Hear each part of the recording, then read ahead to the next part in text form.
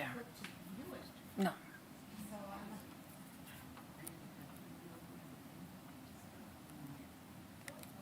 Jennifer was happy. She was like, I'm so glad that Vicky asked about that. That means that she's looking and people are looking at my stuff. See, it's good. I know. Okay.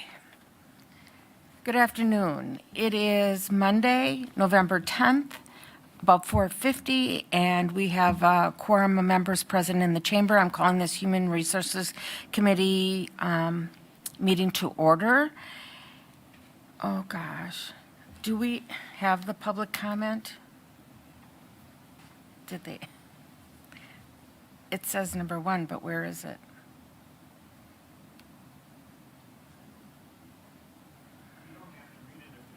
Okay, I'm going to, we will read it. I see nobody here for public comment, but we'll have to add that in the packet. Oh, okay. Future. I'm going to take it with me now. We have a new agenda system, so anybody watching, I'm not usually this discombobulated, but it is different. And it just spins. It's trying to get it up again. Yeah, man, come on. Why can't I get the agenda up?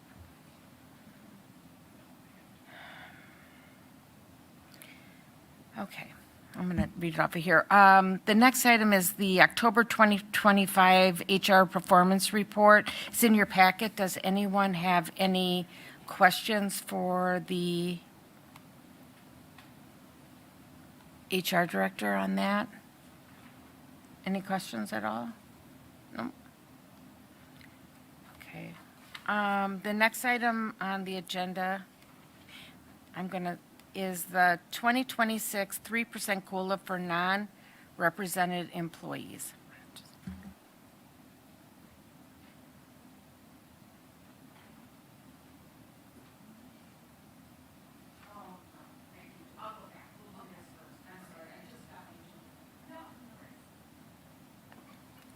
Okay, so as in preceding years, we are suggesting a 3% cost of living adjustment for our non-represented employees for the year of 2026.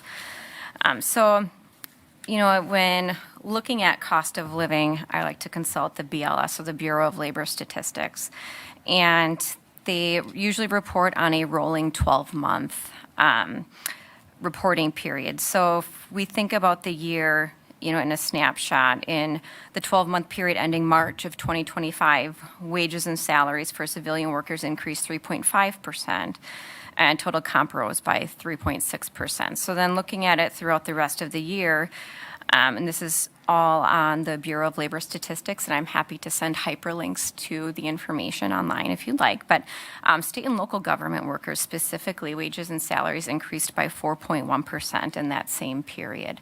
So looking at you know, the city's employees and looking at market wages that are rising between 3 and 4%, you know, my goal here is to mitigate the risk of turnover and to maintain service continuity. I, you know, understand that the federal COLA was earmarked at 2.5%. However, we need to be careful to not directly compare that to municipal employee wage adjustments, because that's essentially a benefit adjustment for retirees. So it's not a salary market adjustment. So using that to benchmark, you know, municipal salary increases, I think could tend to be a little bit misleading. So I like to use the COLA outside of the federal COLA. 3% I think is a nice number, because as the amount fluctuates throughout the year, I think that 3% is easy to budget. I think if we look at, you know, currently 4.1%, that's a little more aggressive if we're going to use a point in time. So to encapsulate an entire year's worth of cost of living adjustments, or, you know, CPI increases, I think that 3% is a nice round number that's easy to budget for. It's palatable, and it's not, you know, too aggressive. So if anybody has any questions about that, I'm happy to discuss. The only, thank you. The only question that I have is, the employees also get a merit increase, correct? For when they're, if their production level or, where they stand in their work merits that. Sometimes. That's why I said if. Yep. Or I'm guessing if they top out their range, they probably get a lump payout or something like that. No, we don't do lump so sum if they- payout for red line. So if they reach the top, they're at the top, and all they get is their COLA. Correct. Okay. A lot of department heads are topped out Okay. and don't get an increase outside of that. I guess just the one thing that bothers me, and cost of living has gone up dramatically, but it's done to keep it fair with the represented employees. In what I'm understanding, what I'm reading it, or to keep them competitive with the represented So employees. this is non-represented. Right, it's non-represented, but it's being done because of the represented employees and trying to keep them even, well, that's what it says in the packet. Yeah, I mean, it's a component of it, but I would say, it's not but for that. It's fair for employees to, have compensation, be able to buy the same loaf of bread this year as they did last year. There's very few employers that do that. I don't think I think if you did a survey of Wausau area employers, non-represented probably don't do that very often. I would disagree with that. So I'd be happy to look into that, but it depends on what you're comparing. So if you're, thinking about municipal employers, I'm looking at our staff as the potential for attrition is going to happen not to go to the city of Stevens Point. They're going to go to Greenheck. They're going to go places that are rarely unionized. Right. So I think that Oh, this Greenheck is unionized. some are. Yep. I don't think the office is, which is the same situation, kind of like here, where we have the police, the fire, the transit, that is, but your clerical staff isn't. Right. I'm So if we're talking looking about- apples to apples. Right, so, and that's what I'm saying, is looking at clerical staff, not just municipal, but in all areas. I think you're not going to find a lot of COLAs out there in Wausau. So that's correct. But what the difference, in my opinion, is their annual performance reviews are usually comprised of performance-based increase. So if you get a 3, you get a 3% increase. If you get a 4, you get a 4% increase. If you get a 5, 5%. If you underperforming, you probably don't get any increase. We really don't have that lever here for anybody above midpoint. It's 1.5% if you don't move your job within a year. So if I am in my role for 8 months and I switch and I take a different position, my anniversary date has now moved to today. So my last 8 months, I'm not going to get a performance review. The clock starts over. So for anybody who does wish to progress in their careers here, are shooting themselves in the foot because they're just moving the goalpost for getting an annual review. Your annual review isn't your anniversary date. So when I say sometimes, there are people here who haven't had a performance review increase in some time because of that. And some of them, the only thing that they could potentially get is 1.5% if you're above the midpoint, potentially. So I think that this just guarantees that people are at least going to see something. They're going to see an increase of 3%. And I think that our staff, I think that they deserve it. I also think that if they are underneath their, performance threshold, that's something that we need to be addressed and potentially put into policy where there's a carve out where you are, not subject to the COLA. And what that looks like, I don't know, but just thinking aloud. Yes, I'm thinking if somebody is underperforming, they're underperforming, and to get still the potential of a 3% increase is, If I had my way, I would switch to a pay for performance matrix and do away with COLA as the lever of compensation. But that's just me. well, you're changing other things, so maybe down the road. I'm hopeful. Thank you. Any other questions? Concerns? If not, I'll take a motion to accept the COLA. Oh, can I add? Because I didn't get it in the packet, but the financial implication is $387,227 for the record. Yeah, and I think it's important to also consider that this 3% COLA has already been baked into the 2026 budget. So this is not an extra $387,000 that we're adding on top of the budget, but this is already something that's been anticipated for next year's budget. Correct. And I understand that. Thank you, Alder Martins, and I understand that, but that doesn't mean it has to stay in the budget. You know, when we can find ways to cut that are reasonable, we should do it. I don't think we should just say, well, it's in the budget, so let's do it. And my concern is, again, that's an extra 300,000 plus that the taxpayers pay. And if somebody's underperforming, they shouldn't have to. But again, I'm not talking about people who are making the grade or are above the grade. I'm talking about somebody who's just hanging in there by their nails and has had warnings and are, you know, like I said, hanging on by their nails. We are still giving them an increase. But that's, like I said, that's my opinion. I think going on a merit-based increase is a much better idea because people are going to try when they know that, hey, if I don't make the grade here, I'm not going to get that COLA even. So, and it's what I've seen. It's what I've seen in most employers do in my experience. That's why I was just questioning that. Yep. Thank you. Thank you, Madam Chair. I just want to say that I do share many of the same feelings that Alder Tierney does. I appreciate the lengthy explanation of how that COLA is derived because we did have that conversation earlier, and I don't think that that is something that, you know, most people have a clear understanding about. So I just did want to support many of Alder Tierney's feelings. Thank you. Any other questions or discussion? Otherwise, looking for a motion.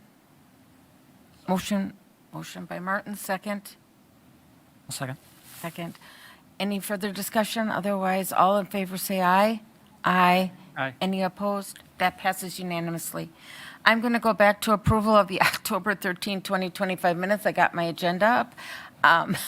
So if I could just get a motion to accept. Motion by Tierney, second by Killian. All in favor say aye. Aye. Any opposed? That passes. The MLK In-Service Day. Okay, so Martin Luther King Jr. Day, it's a celebrated U.S. federal holiday. It's annually the third Monday in January. And I would like to formally designate this day for department heads and management teams to organize team building activities to help strengthen the culture and do some team building at City Hall. Now, this is something that's been approved by previous mayors, Mayor Rosenberg and Mayor Dinny in 2023, 24, 25. This has all been approved, but I would like for this to be a standing part of our handbook and added so that management can plan for it actively with more time every year. So to know that this is an in-service day. And I think there's opportunity for communication with the community, as I spoke to Alder Killian earlier today. And I think it'd be a great idea for the mayor's office to go around the building, take photos, maybe put out, these are the goals of our team building activity today. This is, why this is worth our time and why City Hall is closed today because of this. And I think it's really an important attribute to have for team building and to get some work done without having to answer telephones and really just get to know each other, a little bit better. So that is what I am proposing. Thank you, Madam Chair. I think celebrating Martin Luther King Day is wonderful, and I think having team building exercises are also a great idea.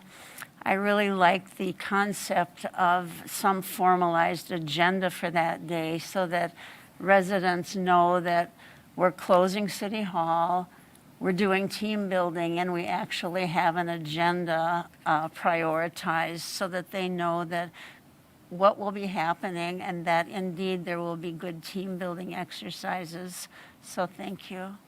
Yes, and then we have a year to plan for it because we'll know that we're going to have it granted every year. So that'll give us some time to really dig in.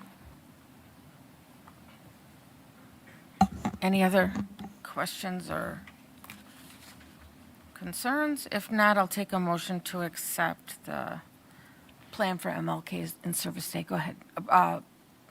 Motion by Killian, second by Martins. All in favor say aye. Aye. Any opposed? That passes unanimously. Number C, I guess it's called, add to staff, CDA part-time building maintenance technician. Just so, my packet didn't upload fully, so we probably will have some questions because it didn't come up, but. And so this next item is for the CDA to hire a part-time building maintenance technician beginning in January. The staff member would reduce the workload of current staff as absences in large projects have created backlogs and caused remaining staff to work longer hours. So if Julie would like to come up and speak to this item, it'd be great. Thank you.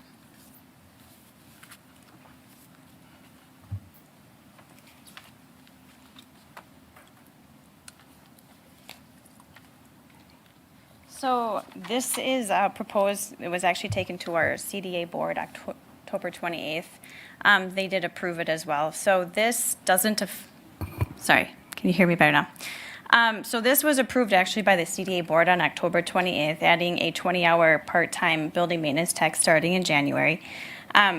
We, as I'm going to preface right away, so the CDA has no effect on the city budget. We don't get any money from the city. We're all funded through the Department of Housing and Urban Development. This was just a protocol to put into place so that we can add this staff member to help the three current building maintenance techs that we have. So I hope that helps alleviate some of the questions. So again, we don't receive any city funding. We get all of our funding through HUD.